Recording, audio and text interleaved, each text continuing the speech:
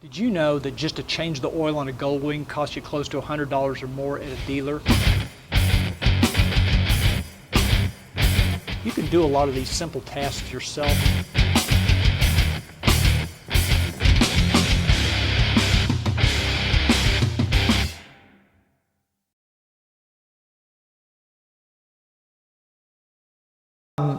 The Honda Goldwing is a great bike, and it's a great highway bike. You've got your passenger on the back and you're listening to your favorite tunes through the helmet, through the sound system, and you got the intercom turned on. The problem is background noise, all kinds of wind noise, other noises. There is a solution to this problem. There's a product called mic mutes.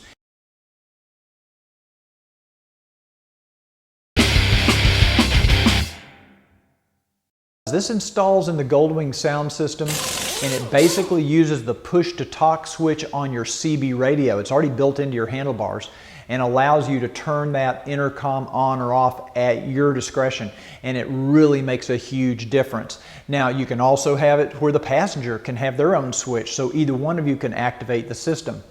But the greatest thing about mic mutes, it's easy to install. There's no cutting or splicing of wires required. It's basically plug and play. And we're going to install it today on a 2012 Goldwing, show you how it's done, but it is available for earlier model Goldwings as well. However, it is a different installation. So if you have an earlier model Goldwing, make sure you get the right one for your bike. Also, if you have a pre-2012 Goldwing and you want to move your mic mute system up to a 2012, you don't have to buy a whole new system. Mic Mutes does make an upgrade path, so you can just buy the upgrade kit so that it will work with the 2012. That's very good. So anyway, let's get started, get the bike on the center stand, and let's install mic mutes. The first thing I'm going to do is I'm going to remove these two 6mm hex bolts from both sides, so there's actually 4 total, so we can get our seat removed. And then I'll remove the side covers here, and you will need a 6mm hex wrench to do the job.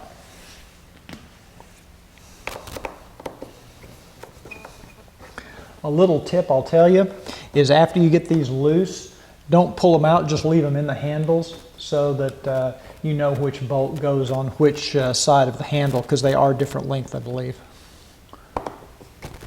Seat comes off pretty easily.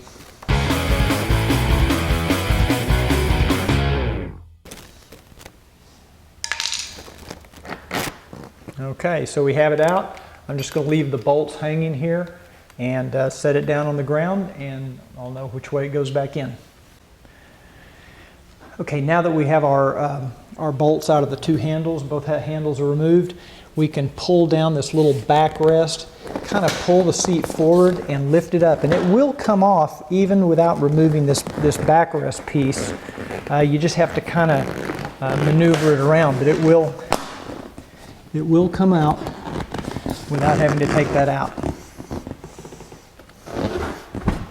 And then it there's a little tab under the front that kind of lifts up. Now, before you pull this seat off all the way, I want you to be aware there is an electrical plug here. This is for your heated seat. So you do have to unplug this before you can remove the seat. I'm not sure if you can see this little clear boot, and that little boot lifts up, and there's a tab that you're going to mash on, and I'm not sure if you can see it on the video, but it will come apart.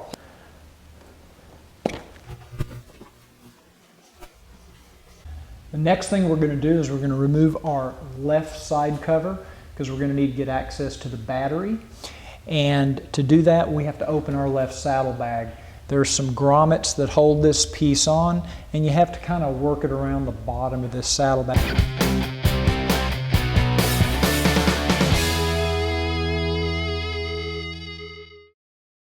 Okay, the next thing I'm going to do is I'm going to take off our little flat black engine side cover, because I'm going to need to be able to get access to run a wire up to our glove box.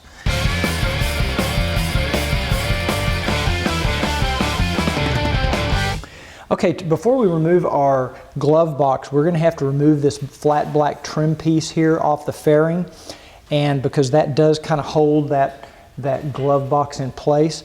So we're going to remove this. There's some little tabs along the edge, and it's best to start at the bottom pry this bottom part out. There's two large tabs, plastic tabs, that hold this in.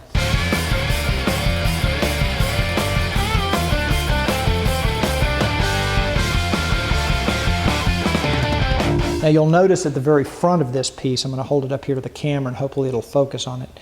There's a little tab that slides in. So you can't start at the top, you have to start at the bottom because you have to pull it back to get that little very end piece to come out properly. If you've ever removed the glove box on a Goldwing, you'll be familiar with these little pop rivets. I call them pop rivets. Little plastic rivets, and they have a little piece in the middle. If you just pop that little centerpiece down, use a screwdriver or anything like a little punch or something, you'll hear it click. And as soon as you hear that click, that means it's released. And you can just get your fingernail up underneath there and you can pull it out. And okay, now that we have all our rivets out, we have our little trim piece off, the glove box should just lift right out, and it does. But you have to be aware that there is a little auxiliary cable in here, and there's a grommet that holds it into place. And I'm gonna just leave it on, and I'm just gonna kind of set this off to the side and let it hang. Okay, once we get this little glove box cover off, what we're looking for is a red 6-pin connector. And now on the 2012, you look in here and you see, I don't see any red connectors other than this little red, power plug. That's only a 3-pin. And so it took me a minute to figure out what they did is they've kind of hidden it on my bike underneath this air vent duct. So if you kind of follow your headset cable and kind of follow it back, you'll see that what they did is they kind of tucked it underneath here. And if you give it just a little tug, there it is right there. There's you can see that inside this rubber boot you've got two connectors, and one of these is kind of a white connector, and it will have the 6 pins, and that's what we're going to plug this little connector kind of in line in between these. We're going to pull this apart, we're going to connect this, and it'll just kind of sit right down in here, and that's how we're going to connect underneath the seat. We're going to install the second one of these up in the glove box in between the red 6-pin connector for the push-to-talk switch up there.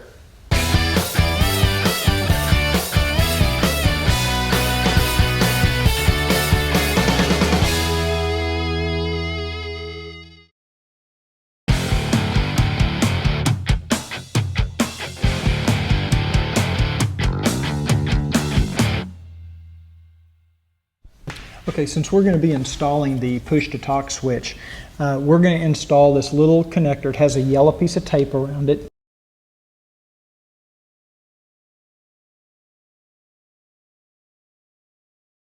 And it goes, there's another boot under here, it goes right in line. There's a little 2-pin connector, it's the only place it can go, underneath the seat. And we're just going to plug this right in line, and let's see how that's going to go. That's going to go like this right here, and you'll hear a little click. And the other end of this is going to plug into our push-to-talk switch. Okay, now it's time for us to install the kind of the main control module. And they say to wire tie this around the frame, but I saw Fred Harmon's video, and he kind of gave me a good idea. This will slip, this little plastic module will slip right kind of in between this big wire harness and these wires, and just kind of sit right up next to that frame rail, kind of out of sight, just like that. So it really tucks in where it's just out of sight. You still got access to all your wires here, and now we can start hooking things up. Okay, now you'll notice we've got a couple of leads. We have a red and a black that are coming off that control module that I just slipped behind the frame rail, and I'm kind of working these wires underneath this this main frame so that they come out here next to the battery.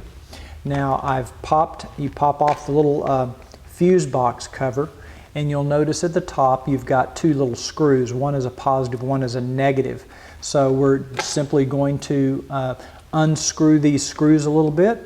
I'm going to attach the black lead to the negative and the red lead to the positive, and then we'll finish up the rest of it.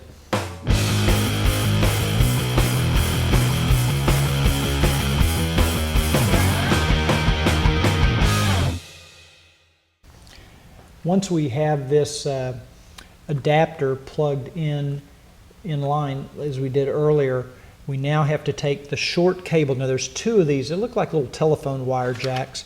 There's two of the short ones. One has a yellow tape on it. The other one does not.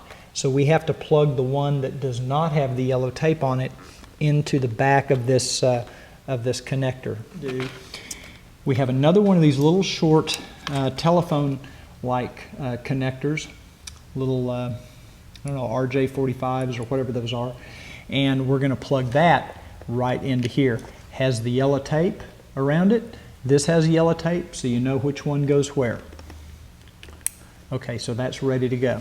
Okay, the next step is we're going to run our wire along the frame and up under to our glove box so that we can plug there's a really long one of these telephone style connectors, and that we're going to run up into the glove box, and we're going to connect it to the connector that we installed in the glove box.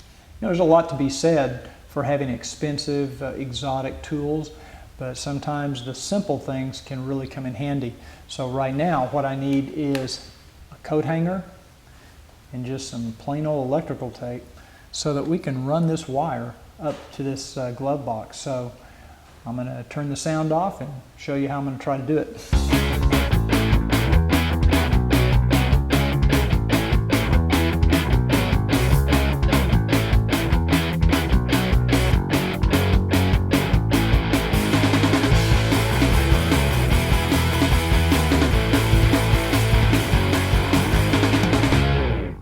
I'm getting ready to install the push-to-talk switch for the passenger, and rather than permanently install this by drilling the hole into the left side speaker, or I guess you could do it on the right side speaker, I'm going to come up with a little bit of a temporary solution, or I should say a less permanent solution. What I did is I went down to the auto parts store and I got some 9/32 fuel line, and I basically fed the wire through this fuel line, and I can mash this little button down, I don't know if you can see that, down in there, and then I'm just going to run this right up next to the passenger seat in the back, and it'll just kind of hang out there next to the grab handle so that when Ricky wants to talk to me, she can mash the little button and turn on the intercom. So let's give this a try.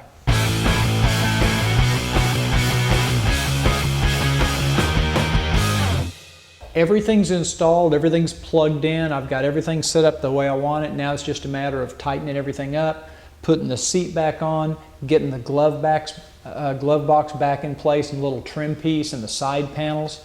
And I've already tested the system out. I put my helmet on and tested the intercom, holding down the CB push-to-talk switch for the rider and the passenger push-to-talk switch for the passenger. And in both cases, the intercom comes on. You basically hold the button down when you want to talk, and when you want no sound coming through the intercom, you just release it.